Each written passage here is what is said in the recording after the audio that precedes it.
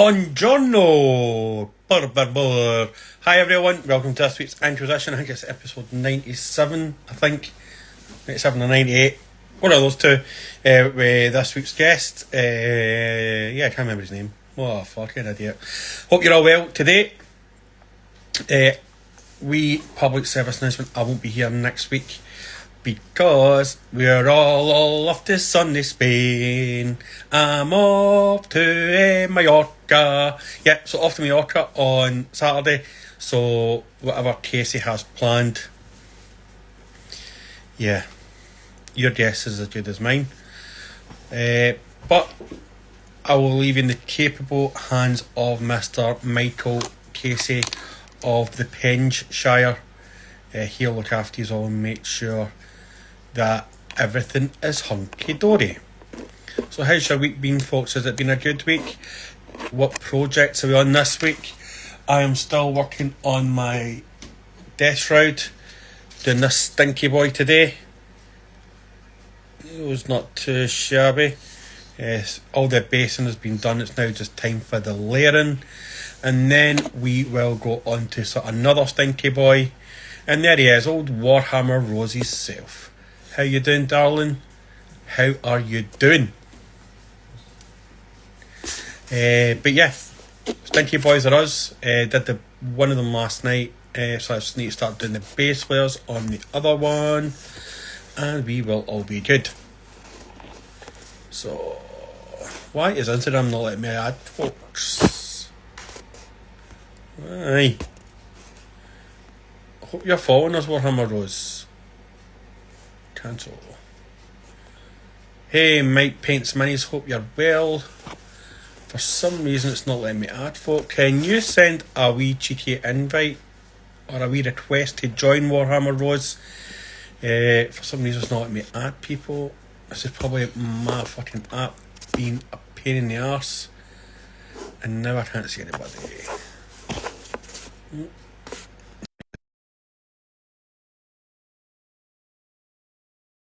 Kill you in the shower. Was it Bobby? Was it Sue Ellen? Who was it? There he is there, the bearded legend. There we go. How you doing, pal? Good, you? Yeah, I'm not bad. The usual, Casey's about 5 hours late. He'll probably blame his child, but we all know that's just how Casey rolls these days. How's your day been?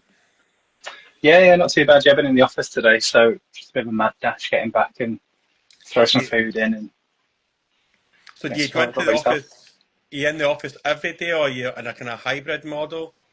Yeah, hybrid, so 2 days a week. That's not too bad. I'm full-time Yeah, work at home, so I am yeah, full-time in my pyjamas, really. So it nice. saves a lot of washing for the washing machine. Definitely. So for folks who don't know you, you want to just give a wee brief introduction to who you are, please, sir? Yes, definitely. Yeah, so Warhammer Rose. Jonathan is my name, or JR. Um, God, where to begin? So got into the hobby around 2017. So Dark Imperium box. Had been aware of Warhammer.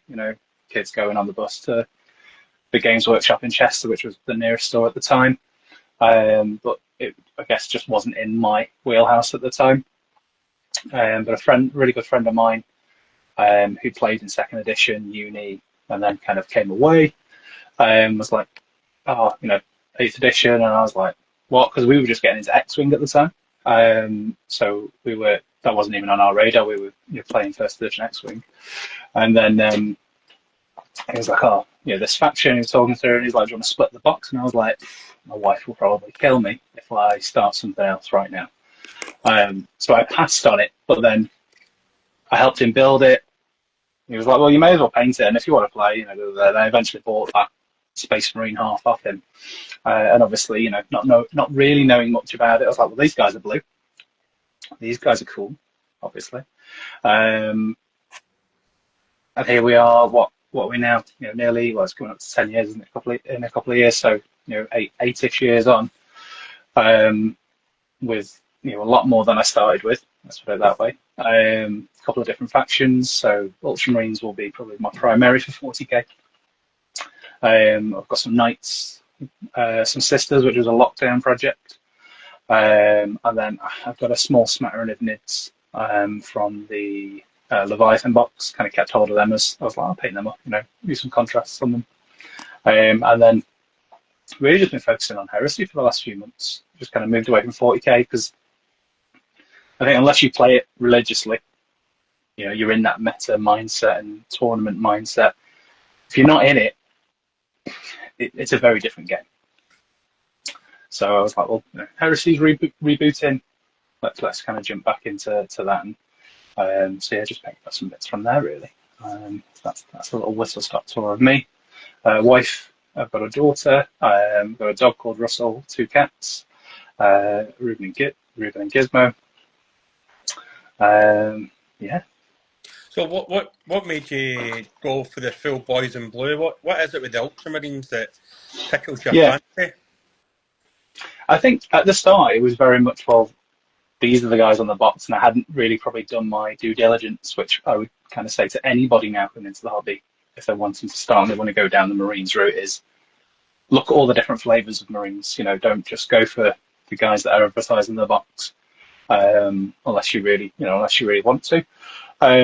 So I kind of just stuck with them, to be fair, and then you then start going, all right, okay, let's learn a bit about the lore. Oh, okay, they're getting all these releases. That's really cool. There's new models. And then you kind of get a bit into the lore and go, okay, I kind of dig that vibe, that kind of administrative assistant vibe that they give off, I guess, with the Codex of Stars. And I think part of it as well is the community where I am. So Northwich is where I am, where I play. The kind of the local community there's almost a bit of a joke, I guess it's across all all different places around, Ultramarines, Blueberries, Smurfs, all that kind of stuff. And I kind of just lent into the hate, as it were, the disdain for them. That kind of just fuels me on, just to kind of not spite people, but it's like, well, yeah, and it's like, especially then if you go and win a game, it's like, well, obviously the far superior faction, which doesn't really happen that much at the minute. Marines are kind of in the middle of the table where you want them to be. And what is your Horus Heresy army then? Are you still staying the boys in blue, or have you kind of divulged onto something maybe a bit more risky? Yeah. So and when I got into 40k, I was like, okay, 40k, that's good for me. A couple of friends got into Sigmar, and I was like, no, there's not enough guns. Fantasy, although love fantasy in regards to Lord of the Rings, etc. I was like, for my tabletop wargaming, I want to stay sci-fi. And then, I think at the time Heresy was still in first edition, or latter end of first edition. And then the kind of little painting group I was with at the time, we went and did a little convention in Essex. And one of the prizes was the second edition box. And I won that. So I was like, oh, okay, I wasn't expecting to win that. It was one of those things. I was like, oh, okay, well, I've got it now. I should probably do something with it. And there was a few ideas running through my head. Do I kind of split the box because it's quite a big box? The second edition box, you kind of have 2 small forces on the go, and obviously Ultramarines, on the cover. So it was like, okay, well, let's we could go with one of these 2 factions, or there's all the other factions that you can kind of look at. And because I already had quite a lot of 40k models that had probably at the time just gone into Legends, so we're kind of basically just Heresy models, I was like, well, I've already kind of got a force ready to go. I just need to kind of make some changes here and there with these new models, and I've basically got a Heresy force. So I did stay, again, for convenience, with Ultramarines. So I probably,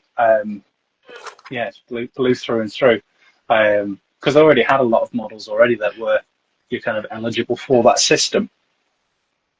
I'll probably get more stick in the chat going forward, but yeah, that's me.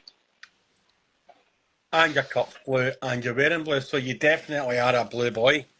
Yes, definitely. I'm surrounded by Ultramarines at the minute. I've got Tactical Marines on my table. I've got a Spartan over there. There's all sorts of stuff everywhere at the minute. Yeah, I do feel that Ultramarines are the HR of 40k.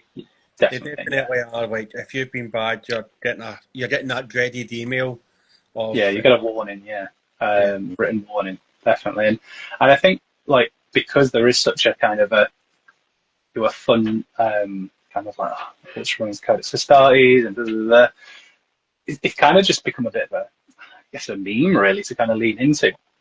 Other friends, Black Templars, Space Wars, Blood Angels, all these other fun flavors. And I was like, well, I'm just kind of really happy. Not only, again, I guess it's a benefit of being the poster boys for a particular game system, but I was like, the support is there for them. Who was expecting Calgar to put his old clothes back on and, new Honor Guard and Kato Sicarius to come out of the blue? Nobody was expecting that. So we've got our first question in chat from Yehan, Lord of the Cats, former guest. How many Calgars do you have? How many Calgars do I have? So currently, 2. So I have the second edition metal one, so the Yay pose, and I've got the Gravis. So the Gravis one was the first one I got. So as he kind of became Gravis, because I was on the fence. I was like, well, I'd already had Gilliman, and I was like, I could do with kind of like another big character, but not just another, captain or whatever. So I was like, well, I kind of hang on because we were just about to go into. At the time, it was like the Psychic Awakening, I think it was, or it was the. No, it wasn't. It was the Nihilist campaign. It was those books because they did Abaddon and Calgar. So I kind of hung on to see if anything came out of that, and obviously we got the Gravis Calgar. So Gravis Calgar, the metal second edition one is just something I kind of just painted up. And I did kind of think, do I kind of go and get the Terminator one to add to the collection? And obviously at the time, you think of these things and then it kind of passes you by, or there's another shiny project that you shouldn't kind of be starting, but then you do. So yeah, never kind of went back. And I think kind of how the game progressed, it was like, well, Terminator's really on in favour at the minute. His rules have become legends as well. And I was playing kind of tournament play at the time, or as casual tournament play, I guess. You're going to some tournaments, maybe a couple of tournaments a year. So I kind of never went back, but I've definitely been picking up. And Kato actually was probably the next character. I was like, do I bite the bullet and get the fine cast, or do I try and find one of the cooler Lightning Claw variants on eBay? The kind of the metal one. And I was kind of like, well, he's bound to get. If they've done Calgar, they've done. The third company captain, Uriel Ventress. They've done Tigurius. Surely something's going to come with Kato, and obviously not being the second company captain anymore. And being in the honor guard. So I was kind of just waiting, biding my time. So I was really shocked because obviously we'd seen a leak, and I'd shared the leak, and then I was like, oh, and then they kind of come out with it, and then it's like, well, actually, there's all these as well. So although I won't be playing 40k probably for a little bit of time, just a bit of a hiatus from that, I'll definitely be picking those models up. Now, what do you prefer playing? Do you prefer playing Heresy, or do you prefer playing 40k? It's difficult to say because I've played 1.5 games of Heresy because I didn't play any in second edition. I kind of got it. I was starting to build a force. There wasn't really anybody around who was playing it, so I was a bit like, well, I'll kind of build the force, have some fun with that. And then the project got shelved for, I don't know, probably some more 40k Ultramarines probably at the time, or some Knights maybe or something at the time. So I played, and it was recently actually, I shared a post against my friend who has started Emperor's Children Heresy Force. So he's a Space Force player and an AdMech player in 40k. And I was like, do you fancy it? So he's kind of gone down that road with me, and we're building a force. We did a 1,500 point game, and it's familiar, but it's different. There is a lot more layered rules. So 40k has kind of tried to move away from that, and it's tried to become simplified, not simple, or whatever the trope is. But I kind of like that level of complexity to a degree. So I am enjoying it. I've also got another game coming up in the next week or so, hopefully. It's just very different. I think you can have more of a narrative experience with your games. You can have that more of a chilled game as well. There's less, trying to finagle half an inch, or you kind of see it's less beardy play. I would say it's more, let's have some fun. There's no re-rolls in 3.0 now as well. All right. So the dice are what the dice are, which again is just so much more thematic and how you can tell a story from a dice roll. Yeah. You know, it's like, you could have, Sigismund, for example, really good swordsman, but he fluffs, 3 out of 4 rolls, and it's like, well, you kind of caught him off guard as we were coming in, all these things that you can kind of tell the story of. So yeah, I kind of like that aspect of it, and it's just a bit more of a chilled game, and it's 4 turns as well. To kind Kind of of like Kill Team in that way. a little bit, yeah, and I've dabbled in a bit of kill team, boarding actions as well. I've got boarding actions, and that's a cool little game. It's just a pain to set up. Unfortunately, the first iteration of it, anyway, I think the new Necron stuff's a lot easier to set up from what I've seen. Yeah. Yeah, I played a game of excuse me, I played a game of Kill Team and continued my losing streak, which has been on now for about 8 months. I haven't won a game in about 8 months. Uh, it is a lot easier to set up. Hmm. The teleport is quite fun because my friend landed on the teleport. He finished his turn on the teleport, and I teleported myself over. And if you've got a model on the teleport and your opponents got a model, they just swap places. So All basically, right. Okay. his guy just get absolutely destroyed.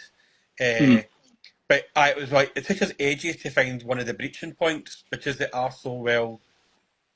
He hasn't painted it yet, so everything was just Right. a sea of grey. But Yeah. that was quite fun to try it. We spent about 10 minutes looking for the other breach point. So there Yeah. must be a way you can get back into this room here. And then we found it. Yeah. Yeah. What I tried to do with mine, I've not quite got there yet. I need to get some more tapers. I think Tabletop Tactics did it, or another channel, just above the doors, like hazard strikes. So like while you're at the kind of standing looking down on the table, you can clearly see at the top that kind of, right, that section is the door. Because Yeah. otherwise it's you go there and go, oh, no, shit, the door was the other, I needed to hook a left there instead of a right. So yeah, it's little kind of like quality of life improvements. So I'm just going to bounce off of Warhammer for a wee bit. We'll come back to it in a minute. Yeah. So you're into X-Wing. Are you a big Star Wars fan then? I mean, I guess probably I wouldn't say massive Star Wars fan, but definitely appreciate the films. The stuff that they've kind of come out with, there was a kind of spin-off series and things like that. So kind of at the time I was like, well, X-Wing seems like a kind of a little cool game to play. Who doesn't like, flying Millennium Falcons and X-Wings around, or, TIE fighters and things like that. So I got the second edition box. It was kind of when the kind of the latest set of trilogies came out. They kind of rehashed the first edition box. That's some great fun with that. An easy game. It doesn't take up masses of room. It's not a No. 6x4 game. You can put it on a dining table. I've played it with my wife. Marvel Crisis Protocol, another one that we've dabbled in and played. My wife plays Guardians of the Galaxy. So I've like painted up a Guardians team for her. Did some cool kind of galaxy-looking bases. She did ages ago now, but she kind of just had fun with a couple of colours to make it look like a galaxy, then flicking some white paint on it from a distance. So yeah, something like that was dead easy for us to play, and again, I lost most of those games, if I'm honest, just because I was probably like, I'll just throw everything at you, and then the rubber banding in that game is quite brutal. Sometimes if you can get the right dice. And what do you prefer doing? Do you prefer the painting or the playing or the building aspect of it? Yeah, so I think probably like most people, I go through fits and starts. I like all three aspects of the hobby. I think during lockdown, I think probably a lot of people will push towards the building and the painting because, unless you lived with someone who played, you weren't really getting any games in for a good period of time. So yeah, I enjoy the painting aspect. I could, definitely could push myself. I do like to kind of battle ready. So 3 colours of wash done. I will dabble in a little bit of dry brushing and highlighting, but it's not like my most favourite thing. I prefer to kind of get a project painted and get it on the table. Yeah, I think it's one of those things where you don't necessarily always need to dry brush or edge highlight.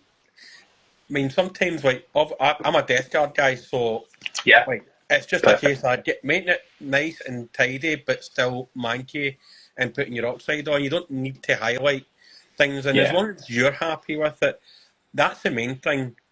that's it. Yeah, and I say that to anyone. The hobby is what you make it. It's not.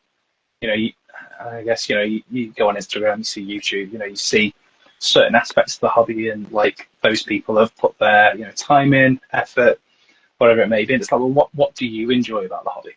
Mhm. Some people just enjoy building, Yeah, and that's it. I mean, we all can't But they be. might commission it out to someone to paint it for them. Yeah, You know? yeah, exactly.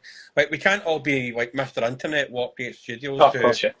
who has as much time as he wants to start paying. We've Mhm. all got lives apart from him, allegedly.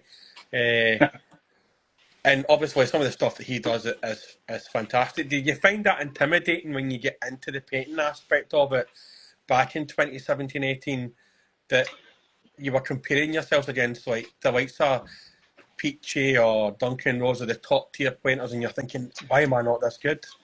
Yeah, and there's definitely an element of that because the only thing I really painted model-wise, but probably a lot of people would have been like a Spitfire or an Airfix kit really badly with some chunky enamel paints. When I was younger, um, you know, play a lot of board games, so kind of got a good board game collection. But again, there's not really any kind of painting in that. So yeah, when I kind of started, and I've still got them because I think it's really good to have a kind of a record of your progression. I've got some of the first Dark Imperium intercessors I painted, and then when you look at them, you go, "What was I playing at?" But you don't know any better, do you? You kind of, you watch the odd video and you kind of go, "All right, I get two thin coats, and I get, the kind of the theory behind it." But it's practice at the end of the day, like Yeah, with anything. You know, you take minis that you did 5 years ago to now, and you go and you compare the two. Especially, you go, "Damn, I've come really far," because you just learn things and you get better at using your tools as well, and understanding, the flow of paint and all that kind of stuff. So it is intimidating at first because you go, well, the box looks like this and mine looks not like didn't this. like this. Yeah. I try and avoid painting faces and eyes, although I have tried to push myself to do that a bit more. Like contrast paints for a while was a bit of a crutch. So my sisters, they're all contrast, apart from the tanks. So using like Gilman flesh for the face, painting the hair with the apothecary white, and then trying to do trying to make them look like they've got eyes and they're not looking like this way, and trying to be like really precise with it. And it's just practice. You will mess up some models, but you can strip them. You can, depending on what it is, you can kind of paint back over it. If you keep it thin enough. So it's just practice. Keep trying. Try not to lose faith, I guess. And at the end of the day, you painted it. That's something to be proud of. Yeah, I mean, it's definitely like if you can notice a difference in yourself, even in the space of like from a January to a November, December, and you can see the difference, and then push yourself to do other things. Like I'm exactly the same as you. Like faces and skin scares me, and then I wanted to do something different, so I went and did a purple lock, and Yeah. just for something totally different that wasn't green or. Mm, And there's a lot of skin in that, so getting used to doing skin, it's a big step. yeah. I've yet to Yeah. do eyes. I just like give them glowing eyes because that's just death guard. But yeah, Yeah, and that's it, isn't it? Sometimes you can kind of get away with it, if you go, all my force are all helmeted. And I was like, with the sisters, I'm going to go, because I went, armored lady, so the classic kind of black, red, helmetless. So I was like, I'm just going to push myself and just, you know, do it and then just kind of refine it and keep working on it. And, the best one I've done, and again, I'm only being self-critical on myself, and it's still not great, is the Titus that I shared. It's still not finished, but the face is finished. He looks like he's seen some things. Like, don't get me wrong, he looks like he's seen some shit. But I was like, actually, I've kind of looked at what people do, on YouTube, how they've kind of gone around the method of painting eyes. You kind of black it out, bit of white, trying to just be really kind of precise, holding your breath, all that kind of stuff. It's just practice. It's passable. At the end of the day, I'm never going to look at my model this close again. Really, someone might pick it up and look at it, but it's on a table. It's off running off somewhere. It's doing something. It's far enough away for me to go. Yeah, I'm happy with that.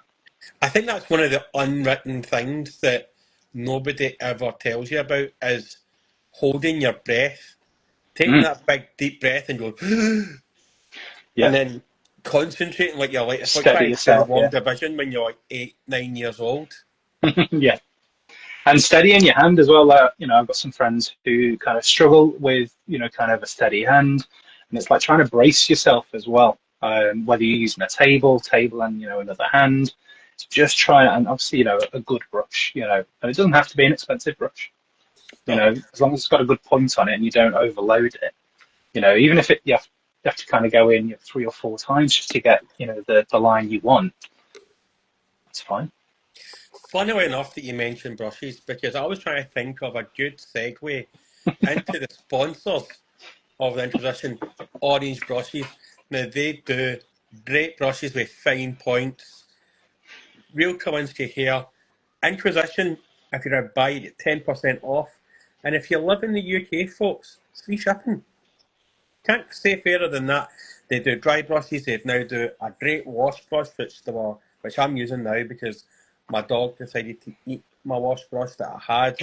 So they were Okay. kind enough to send me out a new wash brush. But yeah, like I think finding a good brush and then understanding how to thin your paints as well. Yeah. Yeah, definitely. And getting the consistency right as well, because sometimes, like, I still do it now, and I did it before this started, because I wasn't really paying attention. I thinned it down, and it was way too runny. It was more of a glaze. Like, okay, go back in with a bit more base, thicken it up. It's like a recipe, isn't it, at the end of the day? Yeah. You're not cooking, but you are, you're making something, aren't you? So, and you do get better at that, whether you just use water or you use a medium to help you along with that. It's just practice, like anything, it takes like 10,000 hours to get great at something or whatever it is, through practice. And nobody should be negative about your hobby. Constructive, yeah, absolutely. But yeah, no one should ever be negative about your hobby. Apart from parenting, because Mm, parenting, no matter how many hours you put into parenting, your child yes, always thinks that they're right. And especially you've got a daughter. Now, I've got 3 daughters. I'm just going to tell you now. What age is your daughter, if you don't mind me asking? she's just turned 4. Right, that's the good times over now. She is now going to Thanks. full of sass. You know nothing, but you're still daddy, and that's it. Yeah. So, Cooking Adventures has a question. Do you still have your first mini kicking about? Yes. Yeah, I do, and it's packed away at the minute up there because it's just an intercessor. And like I say, if you missed it, I'm not playing 40k at the minute. I kind of moved into heresy, but I will go back to 40k. That's never away. So I will. I'll share. I'll put a story up after this, so you can see. I might just do a post as well. I think it's important to keep those models Yeah. so you can you have that record of, and sometimes you look and go, actually, it's not actually that bad. When you Yeah, think that, you might not have had the right tools that you have now and the knowledge that you have now, but it's still passable. yeah. I mean, he'll still be in your army. Like people see him as a veteran. He's definitely seen a lot of shit. Like Yeah, I'm yeah, revisiting a lot of my Death Guard this now, and I'm trying to get them all uniform with the mediocre hobbies recipe, which I kind of put my own wee spin on as well. But I'm leaving a lot of the character models as like officers, so all the rank and file will be the same, and all the officers will stay the scheme that they are. But I've got one model that I've just left, the very first model I painted, just to have him there, just a wee reminder of where we've came from and where we yeah, are now. I think that's yeah, definitely. something that everybody should do. Yeah, and there's been models that I've done since then, and then I've gone, do you know what? I'm probably going to give this another go. So I'll strip the model. So like the Primaris Ancient it was. So I ripped his old head off because he just had a basic head, and I took we were talking about Calgar at the beginning. I took the helmeted version of Calgar's head for the Gravis, and I put that on there because it's got these kind of laurels and it looks quite cool. I put that on there, and I redid the banner because I wasn't happy with the banner. I didn't quite have the collection of colours that I have now, so it was kind of just what I had at the time, and it was passable. It was fine. So I redid the banner, so I'll share that as well. I've got loads of pictures I'll be sharing of it. It's all the old stuff. But sometimes it's nice to kind of go, all right, yeah, this is the before and after, and you share that progress, and you can see that side by side. And we talked about brushes there. Now, I think everybody uses Citadel when they first start into it. Are you still Yeah, predominantly a Citadel man, or have you dived into I've, different I've, colours? Like I know, for example, I know that Penge, who's the latest yeah. he's ever been, loves the acrylic pro white. Is there specific colours you like for other brands? So again, and I think because you're caught in that ecosystem, aren't you? If we were in a local friendly gaming store, so we weren't actually in a games workshop. Unless I have to, or unless I'm passing one, I tend to just avoid games workshop stores. Just personal preference. I just feel just more comfortable in the local store, or if I'm visiting somewhere, and that's something I'll try and do. Is if we're going somewhere that isn't local, I'll be like, okay, yeah, we'll do this and this while we're away. But is there a hobby shop nearby, or is there one on the way past? So yeah, going back to your question. So I'm currently using. I've got some Rosemary and Co. Brushes which I inherited from my father-in-law from his collection, which had not been used. So I've got some of those, which trying not to kind of abuse, but use them when it's appropriate. I backed Cryptic Cabins Kickstarter, however long ago that was. So I'm still rocking some of those. But I was actually, it's not an ad, hashtag not an ad, but I was looking at the orange brushes because I do see a lot of talk about them and people sharing them. So I have been looking at them. So they'll most likely be the next ones I try. I've had Army Painter, their dry brush kind of collection. I've ruined them now. I've absolutely abused them. So I'm in the market for some more brushes. Sure. But what about paints? What's your predominant paint that you prefer using? Yeah, so I do still quite have a lot of Citadel. So behind me here, so I've got kind of 2 racks of Citadel, kind of standard paints, then contrast paints. And what I've tried to do recently is just put some colour swatches on the tops as well. Because sometimes you look at it, you go, oh yeah, that's the right colour, and then when it's out, that's not quite the colour I was after. So I've been doing that recently. But I've also got some Vallejo Game Colour. So when I kind of get to a point where I've not got the right colour, or it's a colour that I don't really lean into in the Citadel ones, I'll go into the Vallejo ones. Yeah, I mean, I've got a hodgepodge of Army Painter, fucking Vallejo, Green Yeah, Stuff World. I do like the Green Stuff World, but I feel as though they chip a wee bit too much for my liking. yeah, And an absolute ton of Citadel, which I think is where everybody's got about 30,000 yeah. Citadel colours sitting about. Yeah, I mean, It's just so easy to you, use. you've got to go the McCragley. I've got to stick with the original colour, right? But Yeah. I have also recently picked up so the AK Interactive Play markers. All right, right. Um, so I picked up the kind of the metals because I was like, well, let's give that a try.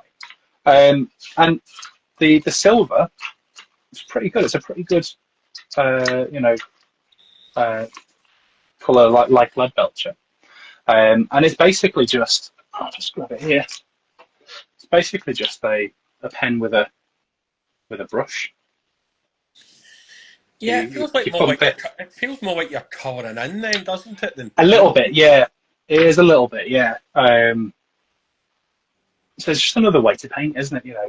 What's the Whether control you like do. on it? It's not too bad actually. Once if it's going a bit dry and you kind of hit the kind of the bit of the stopper at the top to get some new paint out, it does flood a little bit. So if anyone's getting them or going to get them, have it over a wet palette or a paper towel because it will just rush out. But then it does kind of go into the body of the thing, and then it's relatively good. Just gives you that smooth finish as well. It's not kind of clunky. It's pre-watered down or kind of ready to go. It must have a flow medium in there. But yeah, I've not had any issues with them so far. A couple of the colours aren't quite right. Like the gold is more yellow. Um, Yeah. so it's not the end of the world with that particular colour. For me, it feels like a gimmick. I can understand the concept of speed paints and contrast paints and that, but Yeah, I well, think army from a paints are doing this style of speed paint now, aren't they? yeah, Where it's in a pen, and I believe they can be refilled as well. The army painter ones, I don't know about these ones, but the army painter ones apparently they can be refilled. So yeah, be interesting to try that just to see what that's about. Yeah, what about yourself? You primarily, I know you said lots of different paints, but do you dabble in contrast paints? yeah, like with my death cards, like I'm following the mediocre hobbies paint so painting idea. So you contrast everything more or less apart from the metallics, and then you Yeah, heavy wash it, and then you start layering in the use it as poly like a paints. base. Yeah, you use that as your base, and I find that a lot of the contrasts are actually better as washes as well if you work them down Mm, even further. yeah, Like the uh, Garcracked Sewer, I use that as a yeah, wash, so I put a shit ton of water in that, then and wash it, and then I'll wash all my like a heavy wash, and then I'll go back and start doing the layers of Death Guard green and Elysian green, and yeah. then like just to give it that, and then I'll glaze it. I've got the Duncan Roads uh, glaze, Hmm. yeah, to give it that kind of then off kind of putrid yellow type thing. But yeah, like I've got a load of citadels, but I've got quite a few different brands. Like I've got a couple of Humbrol paints, and I actually Okay, yeah, quite like this red. This red by Humbrol's pretty good. But I just finding that colour. Like I know Casey's a big advocate for acrylic prose white, their nuclear white or their white colour. He has got a hard on for that colour. But I think it's just personal preference, isn't it? When you get yeah. a Of colour course, that it you is. And I like. think if you find a paint that you gel with as well, like Hmm. a friend of mine has got loads of army painter paints because he's just like they just work for me, and whatever's in them, he just likes. So it's like at the end of the day, you know, you get into the same result. You're getting something painted, you're getting on the table, you're having fun, which is the main thing. Um, rolling dice or whatever it might be. So yeah, When you're doing your painting, if Mister Internet isn't on, what do you like to listen to, or what do you do? Do you listen? Do you podcast? Do you listen to a podcast? yeah, Or yeah, and it's interesting. So a friend of mine who's doing the Horus Heresy Emperor's Children, he will sit in complete silence like a psychopath. well, he has an Emperor's Children first, so that's probably sounds about right. The voices. But yeah, for me, I'm either watching something. So I'm in the office I'm in now. So this is kind of it's my work from home space. It's my PC space. It's my painting space. It's my 3D printing space. It's a multi-activity room. So yeah, I'll either be watching a battle report or listening to a battle report. I'll either be watching wrestling. Just getting back into WWE at the minute now. It's on Netflix. Um, if I'm not doing that, I'm listening to either an audiobook. So at the minute, I'm listening to the Siege of Terror series. So I've just Yep. started book 5, Mortis, which I'm not really gelling with compared to the previous book. I think there's like you got to such a crescendo in that book, and then it's like, and now we're going to move away and talk about Titans and Yeah. Knights, which is cool. But you're just like, I just want to know a bit more about that. But yeah, that will come back. Or I was listening to some like chill hops, just some like chilled music. So it kind of depends on the mood I'm in, really, and if there's any like battle reports. So again, trying to watch some Horus Heresy battle reports just to kind of get like the sequence and the flow in my head of games. And I've probably exhausted everything that's out there at the minute because there's not a lot out there. Um, I've got Warhammer Plus, which I probably need to go back and kind of catch up on some things as well. So I've kind of had a bit of a hiatus from that.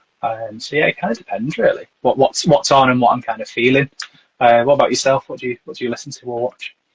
But I actually paint in my living room. My wife sits and crochets, and I sit in my Okay, yeah, living room, and we usually have a Netflix show on or some sort of murder thing where if one of us get bumped off and they look at our yeah, yeah, definitely. It's the other one. Netflix Yeah, or Prime or YouTube history, they're definitely a go. It was one of us that bumped the other one off. With us. Yeah, yeah, definitely, yeah. Yeah, but And I do that sometimes as well. Like my wife loves to read, so sometimes she'll be like, "I'm just going to read," and then if we've not spent time, but we want to do that kind of like parallel play. If you've heard that term, where one person's doing one thing, but you're just in the same room together. I'll yeah, take some paints and stuff and go downstairs, and do that there, or she's playing, Xbox or something, or on the PC. Sometimes she'll come in here, play on the PC while I'm sat in the next bit painting. So we do that from time to time as well. So that's nice. so you were saying there about your wife playing Xbox. What is it? You are currently playing this now? Yeah, so at the minute she is playing Mines and Moria on the Xbox. So she loves Lord of the Rings, all that kind of jazz. So yeah, she's playing Mines and Moria at the minute. She's playing some of the cozy games, but if she's on the PC, she's typically playing Civ, so Civilization. Yep. So obviously played a lot of 6. Has just picked up 7. Now it's kind of settled down a little bit, so she's kind of just getting into that. And then for me, it really depends. So Space Marine 2, we got that at launch. Had the weekend off. Played the campaign probably in about a day and a bit. Really enjoyed the campaign. I would like there to be some more. Maybe it's just going to be in Space Marine 3. So yeah, if it's not, and then doing operations or multiplayer in Space Marine 2. Got back into Helldivers recently. I think once the Xbox crowd came on, we had some reinforcements. Did a bit of that, and then just kind of flitting between games because probably like most people, I've got games that I've bought and gone, I'll play a bit of that, and then something's come up and I've moved away to play another game maybe with some friends, and then never gone back to it or whatever it might be. So yeah, a bit of multiplayer with friends. Roadcraft is another one I've got which I can play single player. So that's made by Saber again, but they did SnowRunner 2, which I really enjoyed. Again, just a game that you can just kick back and just drive or do whatever you're doing. You're not having to be too serious about it. Yeah, like I love shooting games, but I've totally fell away from them since Dark Souls. Like I would have been a big Counter-Strike player back in the day. Like I was part of a European clan, and Oh, nice. we used to like train 2 or 3 times a week and stuff like that. But I'm a big Elden Ring fan. But now I'm playing this game called Graveyard Keeper. It's a Oh, tiny. okay. So basically, the game starts off where you're crossing the road and you get knocked down because you're getting something from the shop, and then when you wake up, you're in like the 1600s, and you've got to look after a graveyard and try and find your way Oh, back to okay. the modern day. But then you've got the Interesting. Inquisition, and you've got to like lead sermons, and it's like Stardew Valley, but a wee bit more complicated. Because you Yeah, can start, sounds you can then, interesting. you can start. Once this talking donkey drops bodies off, and then halfway through the game, you can start reanimating them, so they start working for you, so you don't need to tend your farm or bring wood or Okay, stuff, yeah, so you yeah. can do other stuff. So I've been sucked right into that.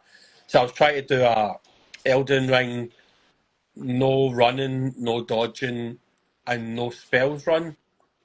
Oh, wow, okay. Yeah. Uh, I've actually just got to the DLC doing that kind of build.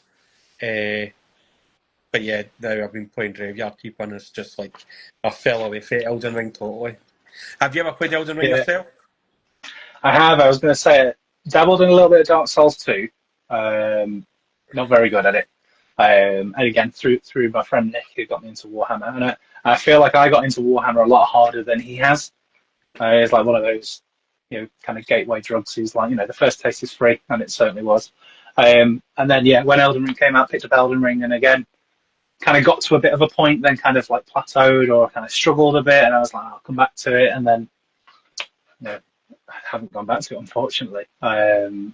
There's a lot of games like Battlefield 6 when the beta came out a couple of months ago.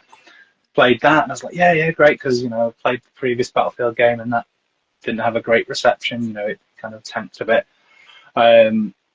so yeah, I'm trying to kind of like rein myself in a little bit, because there's just so many things that I want to play. I've just started. So last weekend, some friends who've had a long-standing role-playing game, so not Dungeons and Dragons, but something called Delta Green. So it's kind of Cthulhu-esque based, but it's in the modern day. So I've just started that, so that's going to take up some of my time as well. I don't know where all this time is coming from, by the way. Working, wife, kids, the 3D printing. So I've got an Etsy store that I kind of just set up as a bit of a side hustle, and that keeps me busy. Keeps me busy, let's put it that way. And obviously that opens up some doors to other things that you can print. So I've printed some bits for some of the guys, in our chat as well. It's like paint holders and things like that. Got one here. These go on the IKEA pegboards, the Scadis, I think it's called. So this one's particularly for drop-up bottles. And there's also one for Citadel pots as well. So yeah, he was like, I've got these files because you saw me out, so I printed them up for him. We'll be sending them out soon. Yeah. I got a question for you when you've got a second. Favorite model? What's your favorite model? If you've got one, there might be a few. Well, I think for myself, I think my favourite model, which I ended up painting, was my Typhus model. I think it was just because it was such a challenge. I had them for about a year before I painted them, and I then painted them. A model I'd actually like to strip down and repaint with the current scheme that I'm running, but there's part of me that thinks, no, keep all your officers a different colour from Yeah. the rank and file. But there's so many good models. Like I'm doing War Dogs just now as well. There is a couple of. I've got your man Crow from the Grey Knights. I've got him kicking about. Yeah, Castellan Crow. Yeah. I've got him because do have a small soft spot for the Grey Knights, just because they kill everybody they see, pretty much. Yeah. There are so many cool models out there, but it's just a case of could I do that model justice? Like, what about yourself? What would be your favourite model, or what is your Everest? Yeah, my Everest. Yeah. And I guess it's gonna. There's a couple. Cause like I say, I've got Ultramarine Sisters and I got Knights. So I think my Celestine. So for Sisters, I've got Celestine and Morvenval. Those are two models I put a load of effort into. Really good, cool sculpts. Kind of tell a lot of kind of story from their posing and stuff like that.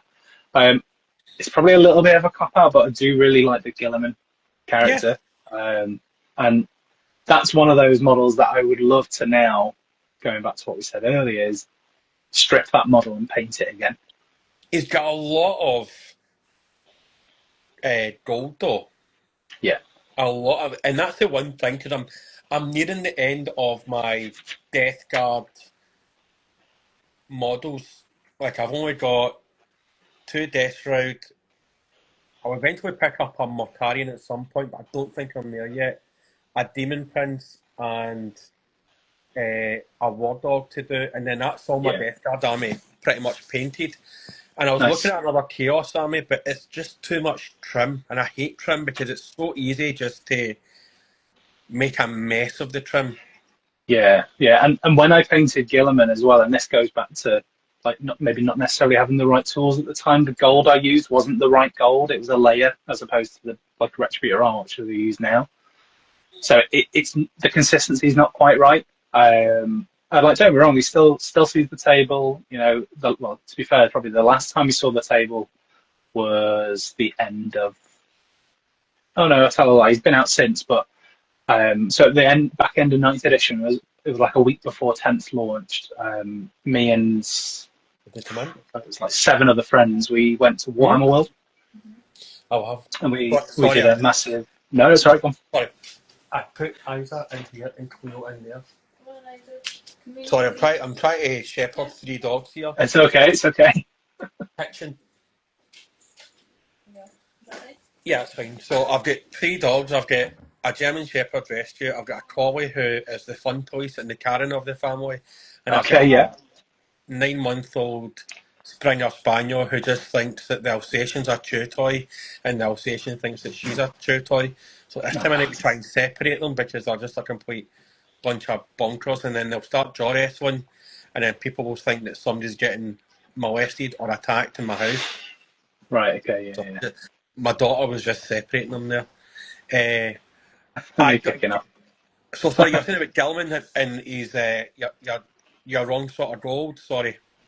Yeah. No, it's okay. Yeah. So kind of the wrong kind of goal. So every time I look at him now, I go, oh, I should just bite the bullet and redo him. So I was just kind of saying that back end of ninth edition, just before 10th launched, me and 7 other friends, we went to Warhammer World and we played a big apocalypse game. So we played 40,000 points aside, Imperium versus Chaos, and that was just so much fun. And Gilliman came back, and unfortunately his sword had snapped. I think I must have packed him in a bit of haste. So I fixed the sword, and I was like, I just need to go back and try and do him some justice. But now I'm kind of on the heresy train for my birthday, which is the back end of August.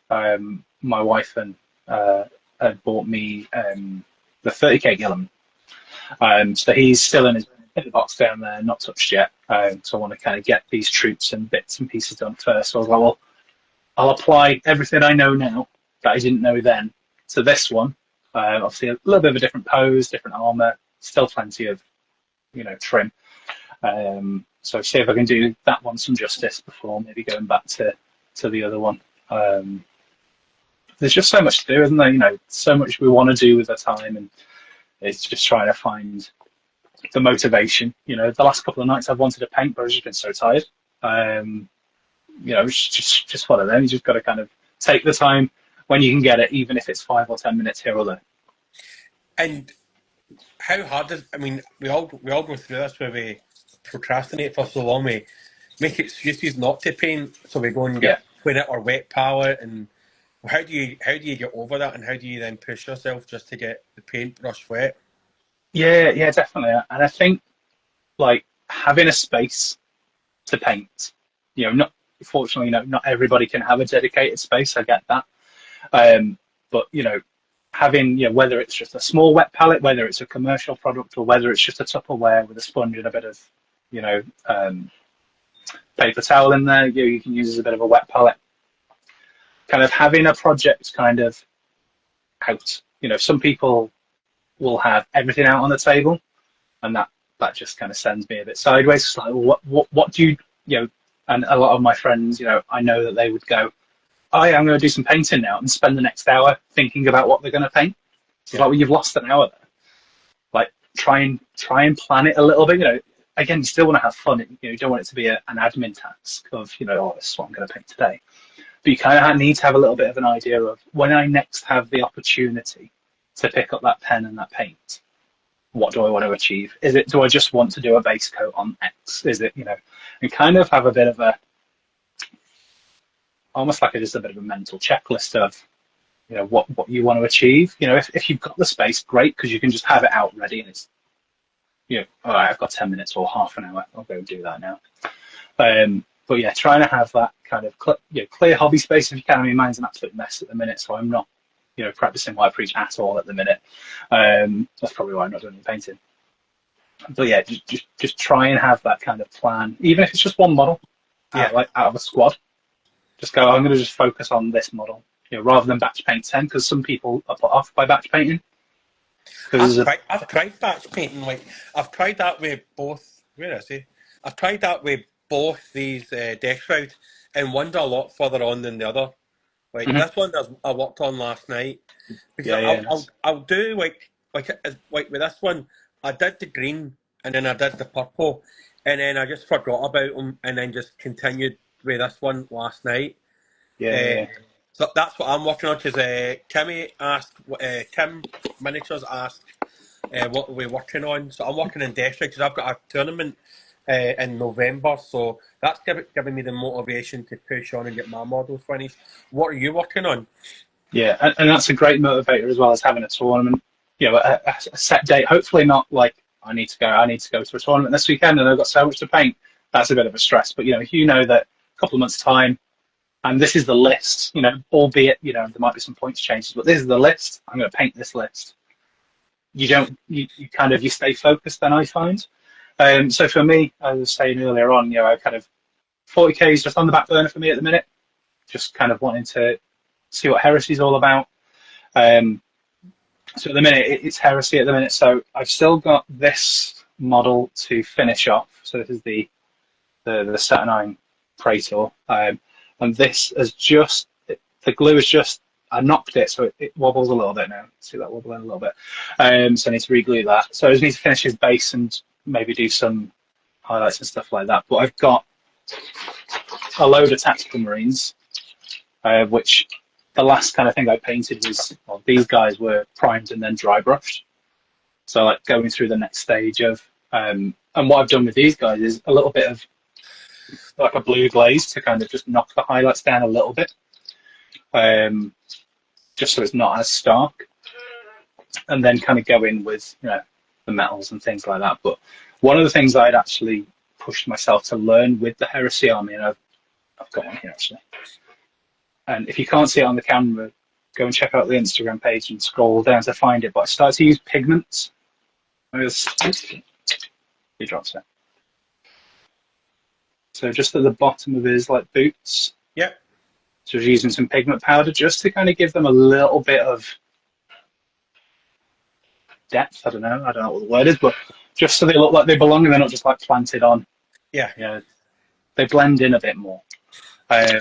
So yeah, doing that.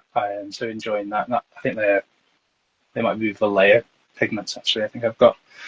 So yeah, that's what I'm doing at the minute. And trying not to, like I say, it was my birthday, so I've got some.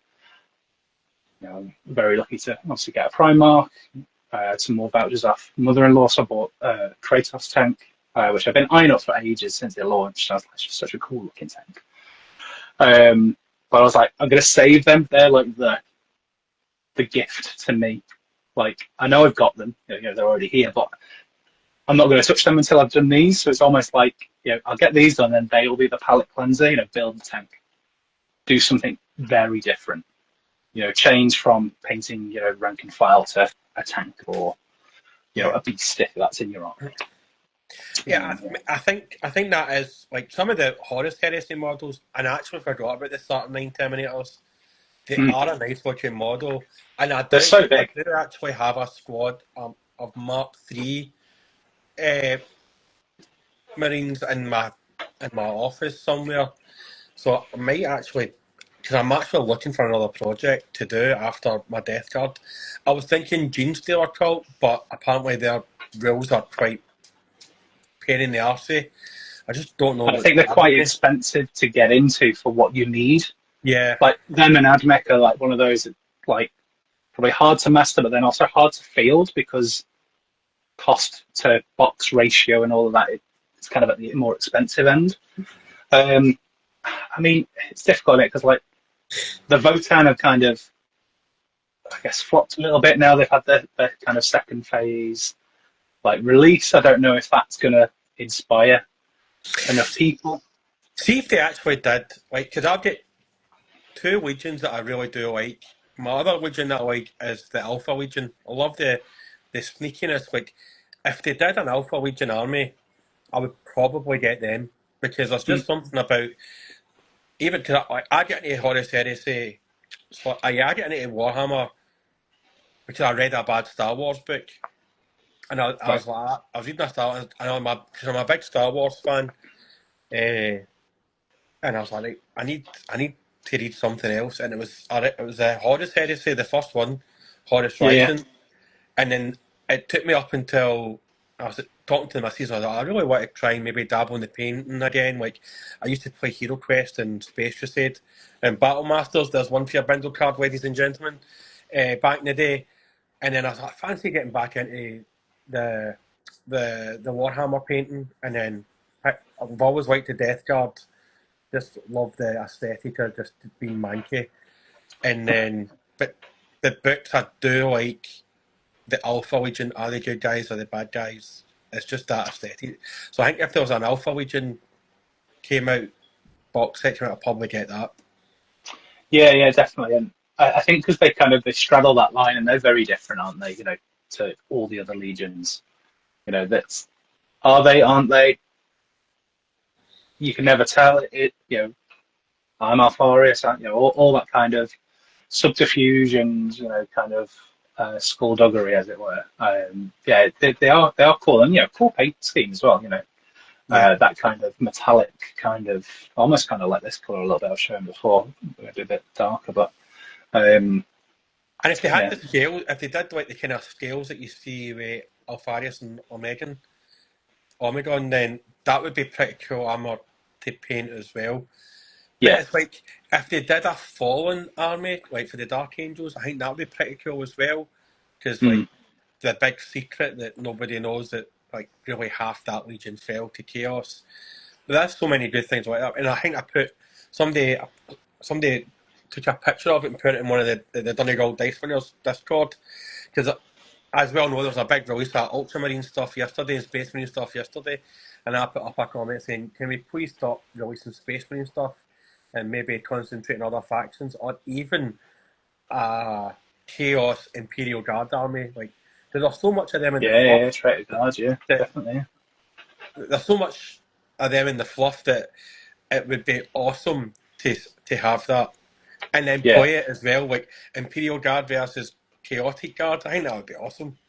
yeah, no, definitely, yeah, and like it's like a license to print money, isn't it? Yeah, Aye. those types of ideas. You go, surely it's on the cards. There's some things like again, like they've just released, or they're about to release the Calgar in his old clothes. It's like, well, I Do we get need it. it? Cheers, GW. Amazing. More, Ultramarines to paint. But why is that? And when they launched the new Lysander and the new Volcanistan, and I was a bit like, interesting. There's no like Ultramarine release, and I was a bit like, strange. But then, I was like, well, there's probably going to be a supplement down the road, like they did previously. So, maybe they just launched there at the time. So, yeah, unless there's a lore reason, or it's just a gameplay mechanic reason. You can take a Marnius Kaldar, but you get to pick his war gear, his armor, and it's either an extra 10 points for that one, or the same cost, whatever it might be. It just seems really weird that they've gone. It's been only a couple of years, really, that model. I mean, the honor guard with him, the Victrix guard, were not great. The sculpts were not great. The mold line down the back of the cape and stuff like that. But who knows? These things are kind of thought of Yeah. way in advance, aren't they? So it might have been supposed to have launched a lot later, and they just decided to bring it forward. You never know, do you? And I was talking to a friend on the train who is a guard player. Lots of guard, loves his guard, and we were talking about like next Primarch. So he thinks it's going to be Russ, and I was like, yeah, it kind of makes sense. It's Russ, but and obviously great for all the Space Wolf players and the Wolf Time stuff like that. But I'd like to see like maybe Vulcan or maybe another Chaos one just to tip the scales just a bit further in the Chaos Yeah. kind of favor, to maybe bring a couple of loyalists back at the same time to kind of just But then, interesting to see what. then do we need another Primarch though? That's the thing. Is it just a case of now we're going to be getting Primarchs every 2 or 3 years now, and that Yeah, can be a bit right. Okay, yeah, because and I think at it's some point somebody's going to ask for a Horus. So does he then usurp Abaddon? well, this is it. I know, and we got onto that exact point because I don't know if you've seen it, and some of the guys in the stream might have seen it, but there was the leak, the Ferrus Manus like data sheet, or Yeah. at least the top of the data sheet. So, and I was like, well, yeah, lore wise, he's dead. So don't go ahead, he's dead. But I was like, Games Workshop potentially could just take that hit and go, we're going to bring all the Primarchs back for the 40k competitive players, and we'll take the hit on the narrative players on the lore. Sanguinius, yes, dead, but it's a clone, or however they kind of spin that. It will upset a lot of people, and I understand it will. But I could just see GW kind of going, well, that prints money. There's a shareholder to appease here. I I get, don't like it necessarily, but I totally get that as well. But then it's lazy because I'll hark back to Star Wars and the mm, Rise of Skywalker. Somehow Palpatine came back. It's yeah, like come on, but Palpatine died. He didn't come back. And it was as though Kathleen Kennedy and Bob Iger and what's his face, J.J. Abrams just didn't know what to do mm, because Ryan Johnson bumped off Snoke. There could have been something else. They could have yeah, there's so much in the lore of Star Wars that they could have dipped into the legend stuff.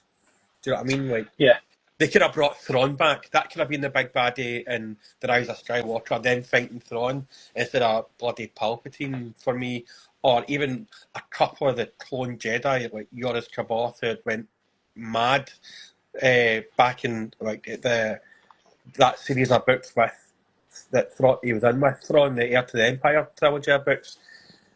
Or we could have had fucking Luke Skywalker going mental. yeah, Do you know what I mean?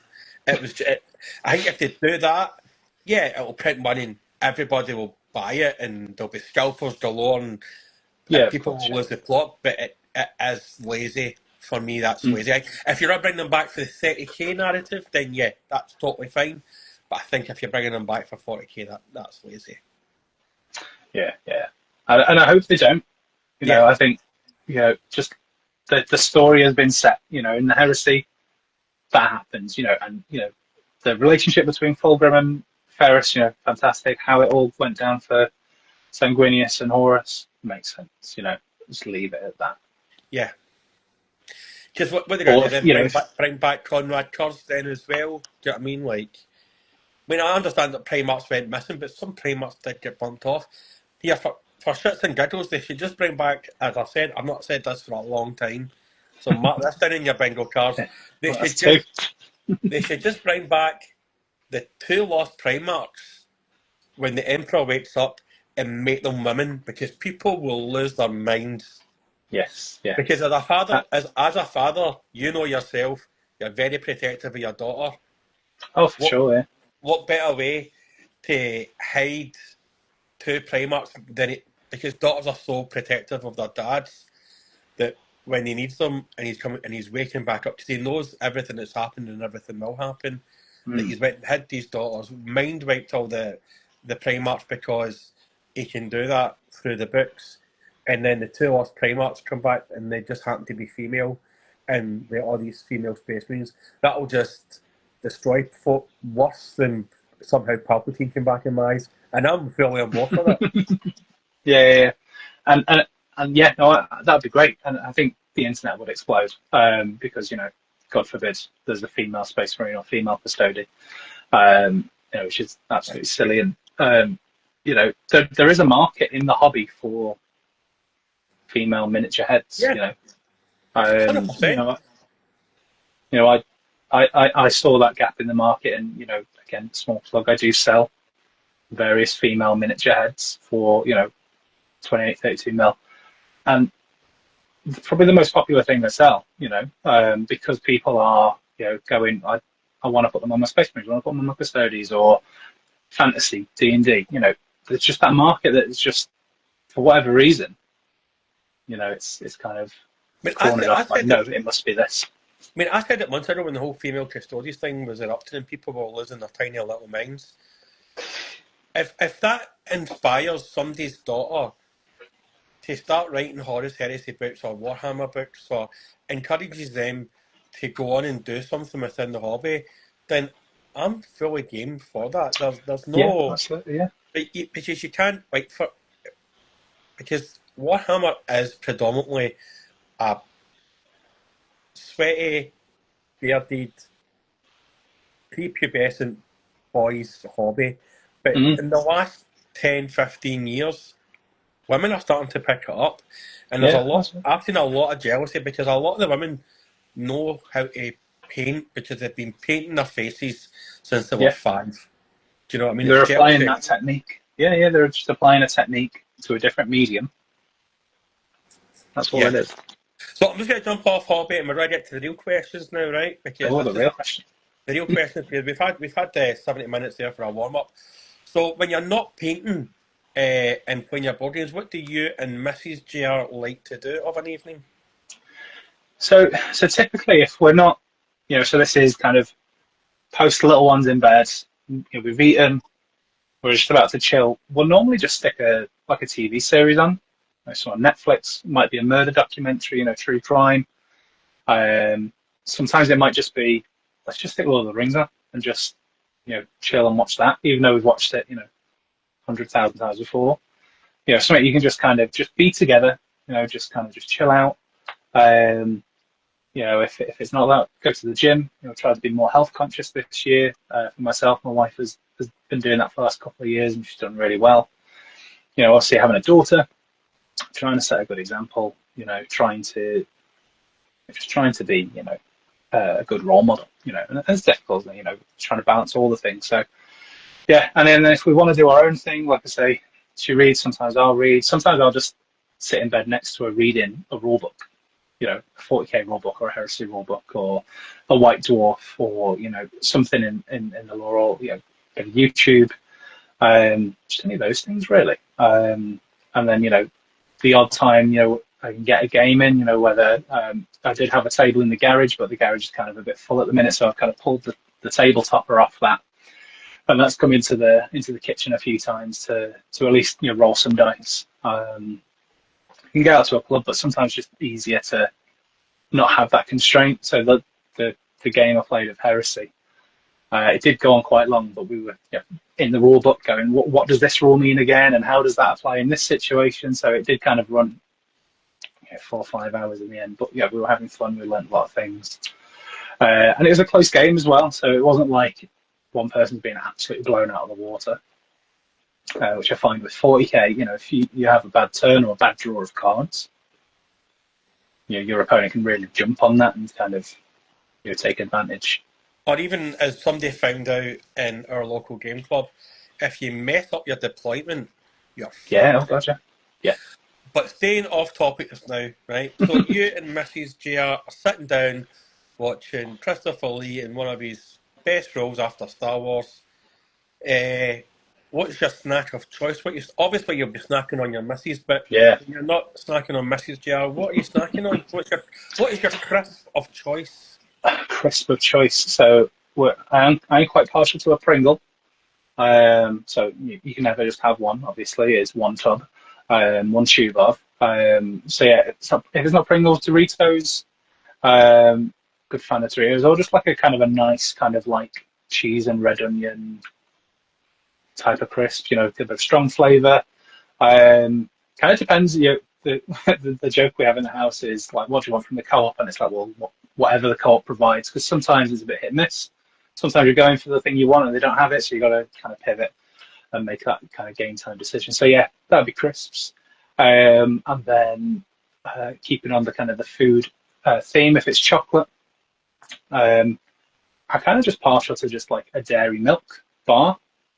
Big bar, obviously. I'm not messing around. Wife likes fruit and nut, so sometimes we'll share that. We'll get a fruit and nut and we'll share that together. But one question I will ask you, and this is something I ask a lot of people, is chocolate in the cupboard or in the fridge? Oh, it's got to be in the cupboard. For me, my mum puts it in the fridge, but my mum's a weirdo. But I'm going to throw a question back to you, because I went to the shop recently and I bought a couple of dairy milks. Obviously the big bars, because I'm a big person now. And the wife gave out to me. She thinks that the bigger bars taste different than the smaller bars, and the bigger bars have a worse taste than the smaller bars. Do you think that? I didn't notice a difference because they don't last that long. And I do like a crunchy, and I do like the crunchy dairy milk bar that you get. I do like that. But do you think there's a taste in it? Interesting. And the difference, what you do is next time, get yourself a big bar, get yourself a small bar. Yeah. And then taste test. Yeah, interesting. I've never really thought that deeply about it. I guess because it's just trying to shove it in my face. And my answer to fridge or cupboard is it never makes it out of the shop. Yeah. So I'm probably already eating it on the way back to the car or to wherever we're at. So it never makes it home, if I'm honest. If it does, it's like when It's like Absolutely. when you get a Chinese and you get a bag of prawn crackers, they're getting tanned before you get back to the house. And then, Yeah, oh, they that's never a give me the starter, prawn right? crackers, but you get prawn cracker crumbs all over you. Yeah. So yeah, so that would be that, and then I guess just drink choice. I guess we'll drink choice. Um, big, Alcoholic big, and alcoholic and non-alcoholic. If you, yeah, definitely. Yeah. So big tea and coffee drinkers.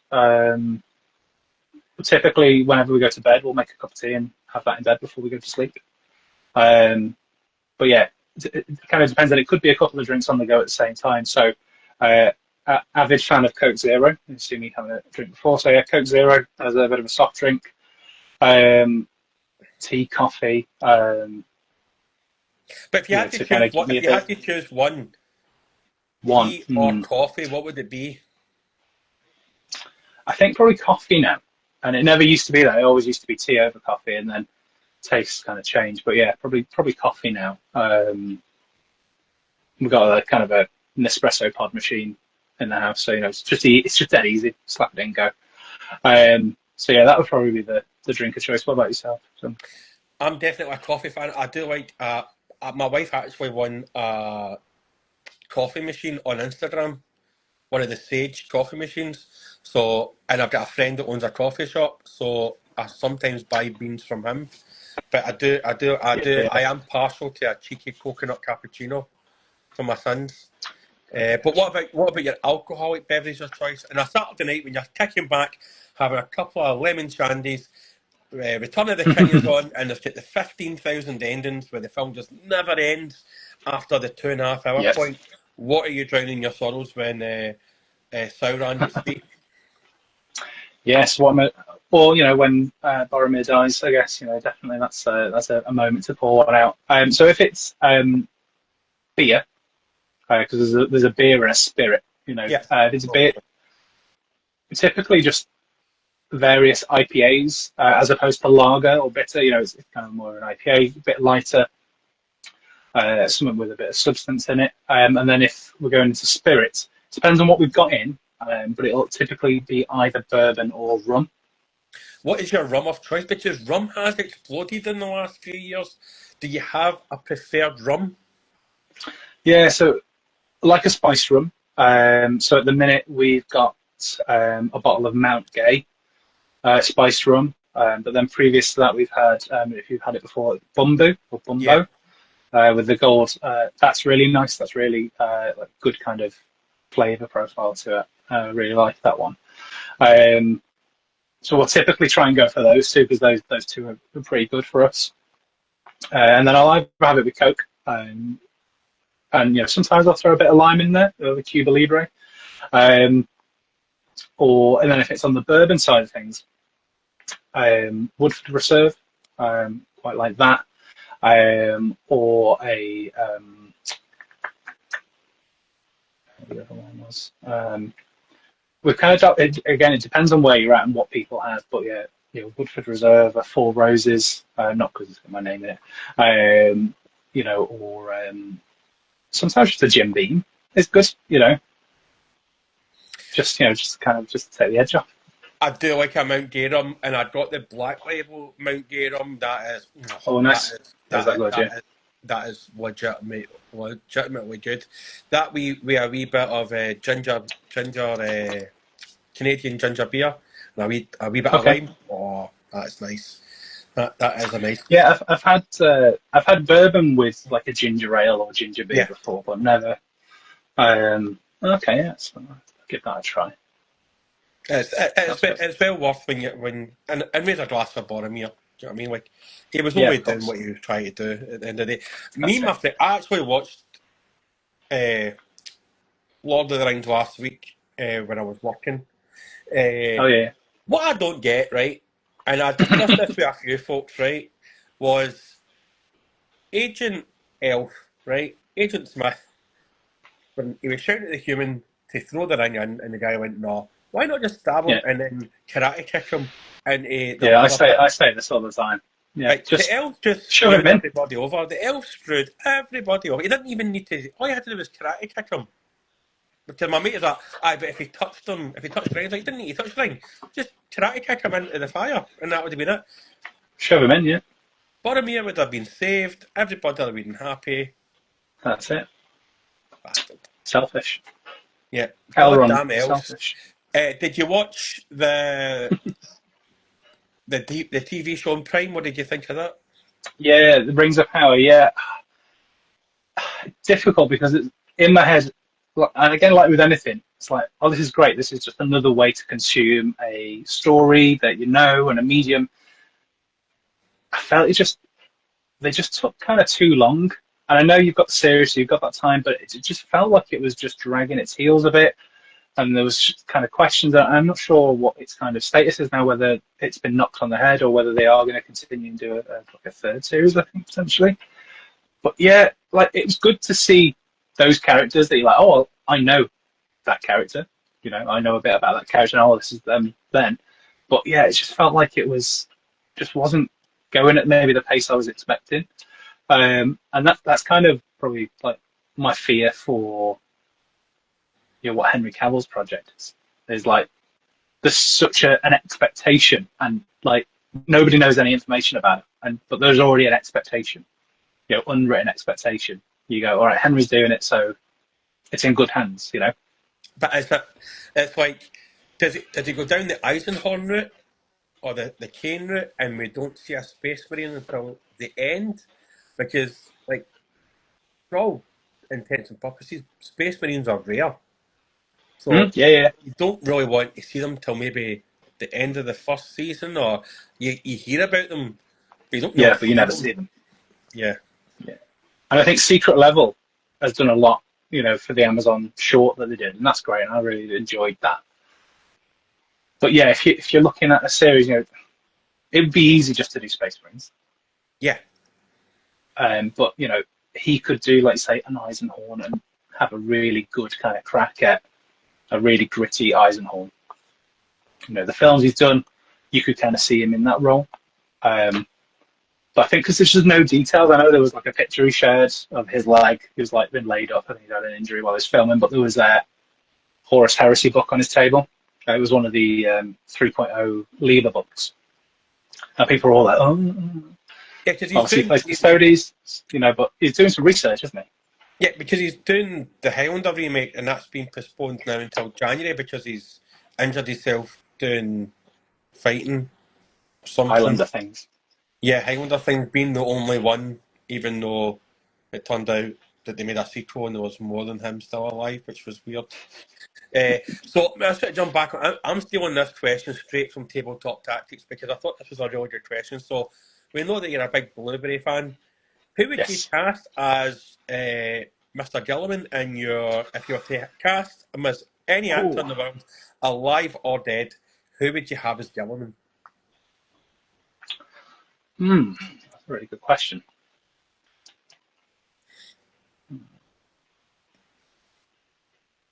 For anybody that hasn't seen that video on Tabletop Tactics, go and watch it.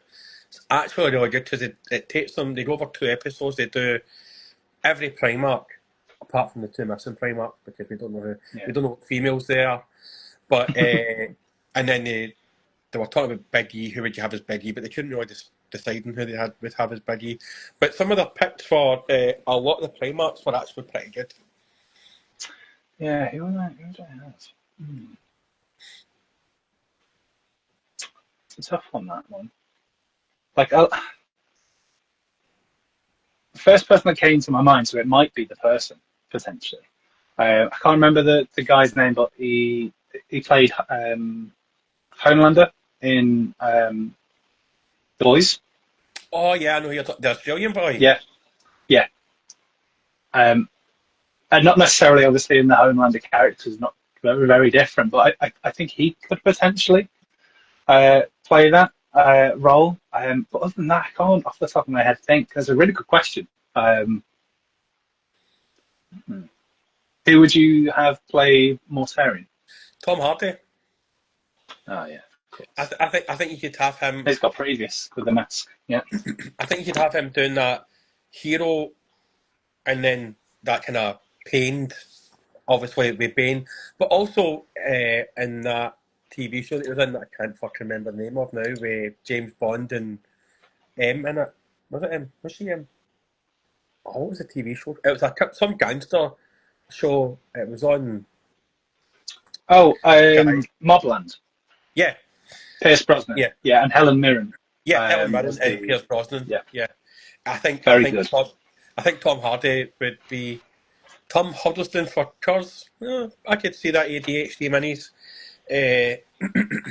I would have Tom Hardy. I think he would be.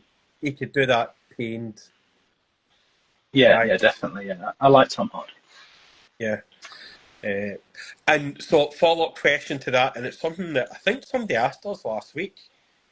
Who, apart from a Primarch and Big E, what character would you like to be in the Warhammer world?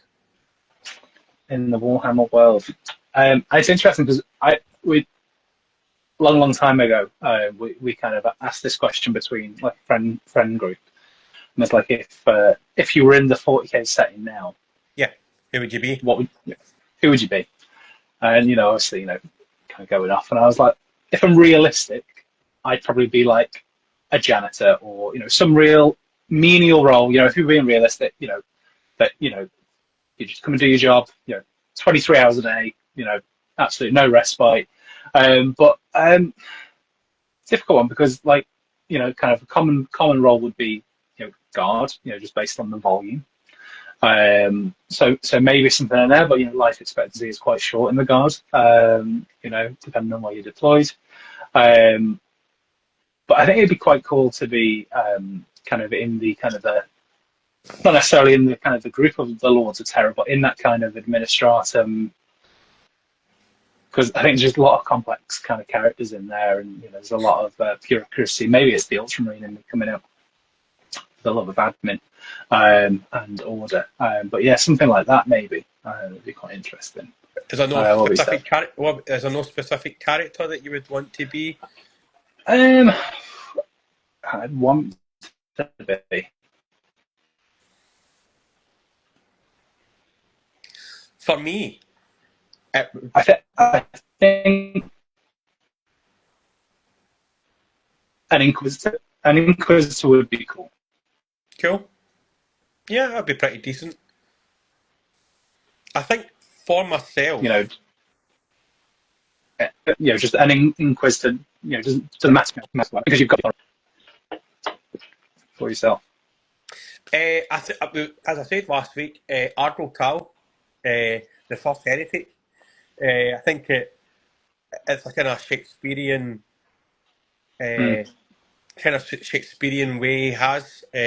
He's a good guy, but yeah, I think him for a kind of Space Marine role. But I think there's maybe a couple of characters in the Siege of Terror books that would pop. I can't remember for the life of me their names, but I think there's a couple of characters that survive all the way through the Siege of Terror. I think they started off. I think it was like constricted, and he kind of like manages to somehow stumble his way through. For me, like I think one of the bits that I loved in the Siege of Terror books, and I think you've already passed it, and it's just a very short like extract in the book, and there's a bunch of Death Guard comes up to, I think it's Imperial Fists, and the shroud lifts off them, and for the first time he sees what a Nerdwin is, and he's horrified by the sight of this thing. And then as quickly as he's repulsed by it, the shroud of Mortarion comes back over them, and he starts loving the Nerdwin again, and he starts playing it, thinking it's very cute. I thought in the Siege of Terror books, I think that's probably one of my favourite bits of the Siege of Terror books. Has there been any standout moments in the Siege of Terror books for you so far? Because I know you've only got to Mortis, but is there any bits that stand out for you yet? Yeah. So obviously a good chunk of the book, kind of the first 4 books, they're done. Probably a standout bit was because I'd only finished the 4th one yesterday. There's a bit where, and it's Saturnine is the book that I'm referencing. You've got a bunch of Emperor's children who are in termites, tunneling underneath, the wall. And then just the kind of the description of the scene where they kind of come to a bit of a halt, but then the outer kind of part of the termite starts to fill up with that kind of rockcrete that Arkham landed, and just the kind of like, well, can we blast out? It's like, no, it's all in the gun, it's all in the drill. Well, we need to get out. We're sealed in, and they're essentially entombed, and no one's coming to get them because nobody knows where they are. And then it's like, well, how long have how much oxygen have we got left? And it's all those things. And it's like, well, shit, there's essentially a time capsule there of Marines which will, in theory, stay alive for a good amount of time, but there's only so much room in there, and they're packed in. So I was like, that's really cool. But it's like, well, actually, they're not. These, but they're kind of stuck now. They are vulnerable. To just kind of normal death. So there was that, which I thought was really cool. And then there was a bit, and again in the same book, there was a bit of back and forth between Perturabo and Abaddon about the plan.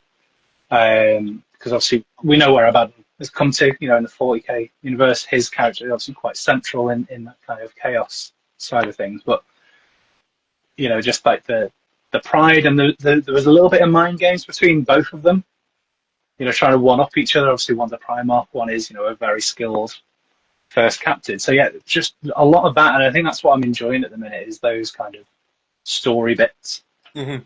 And how they've kind of gone, we'll leave the spear tip, but we'll get the Emperor's Children to do all the legwork, basically. And kind of, obviously decimated some of the numbers, and kind of how all that's kind of coming out. And, of course, I think it was the book before then, Jagatai Khan just going, stop this. I'm going to take all the bikes out and just go and charge. Like, you can see that in your mind. Like, you just like, that would look epic. And you could imagine that on the table as well. Yeah, how cool that would look. It's kind of like the bit in Game of Thrones where the Dothraki charge towards, and then all the torches go out, and you're like, well, they're fucked. Do you know what I mean? But it's like Jack and Knight Khan, like, let's ride or die. Let's do what we do. YOLO this. So there's some really cool bits, and I'm sure there's going to be more.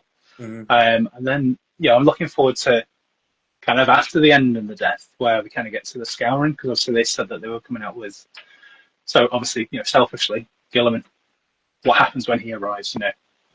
All that kind of stuff. So it'd be interesting to see that, because I've read, Have No, Know No Fear, and a couple of other ones. So I've kind of read some of the kind of the Heresy Ultramarine ones as well. And there is a very different character. He's not as involved in the kind of the main. I mean, there's so much they could touch on, which is like in Korax.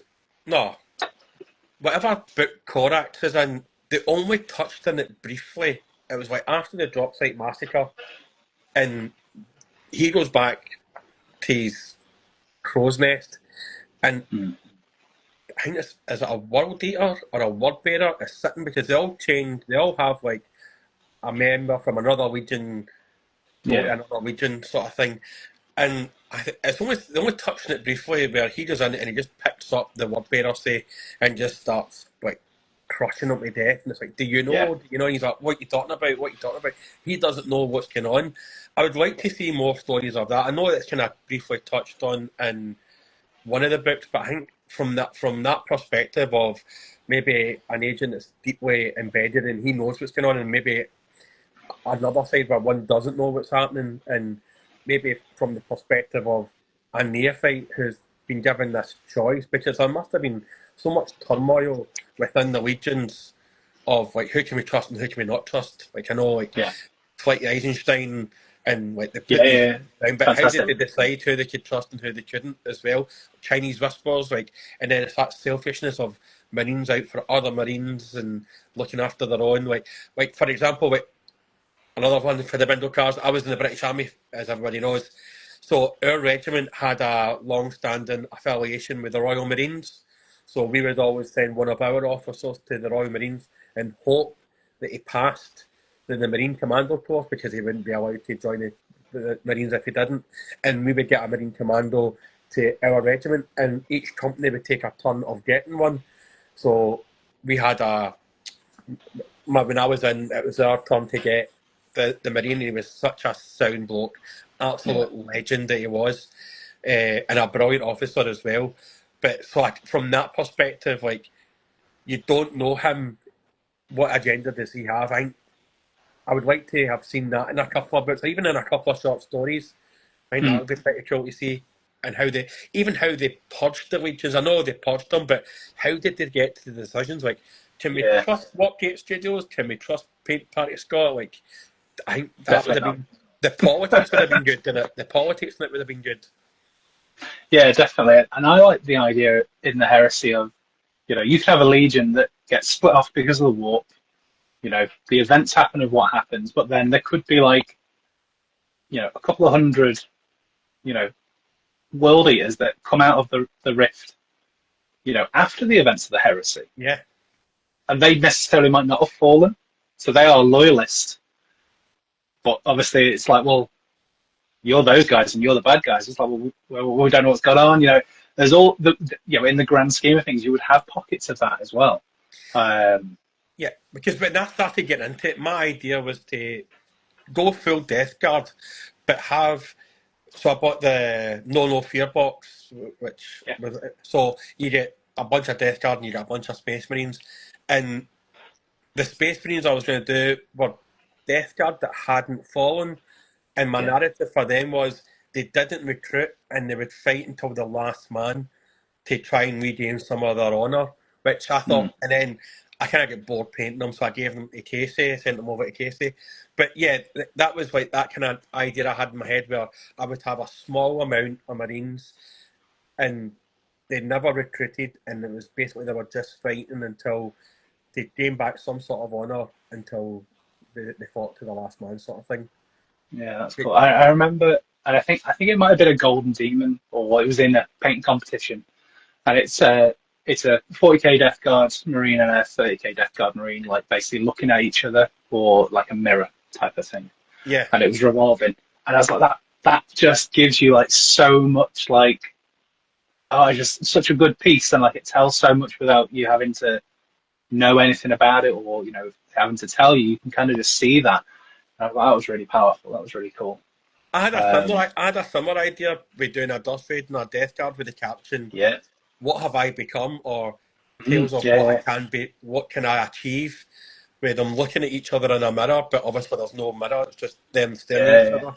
With that kind of caption, I had that idea as well, but obviously that's miles away because I'm a shit painter. Until I get better, then maybe. But I think that there's so many good ideas that you can come up with 30k Marines and 40k Marines. It would be, yeah. Yeah, definitely. I mean, for me, for Ultramarines as well, we got taller. Yeah, We got bigger. yeah. Yeah. We get more HR. Became more fun toys. We took over the fun from the Imperial Fists. Yeah. We we spread all the legions out. We made everybody, you know, they're a lot smaller now, but there's more of us. There's more colours, more flavours everywhere now. And And then that's when one of the Delamain was projects. back, he went, maybe I've taken this too far. Yeah, too far. Yeah, maybe, and who knows? You might maybe start to see some of that maybe pulled back in the future, because obviously the law, obviously with the lion back, and having. So I'm not sure if they've had any interactions, or maybe they're about to have some interactions in 40k in the law. It'd be interesting to kind of see where that goes.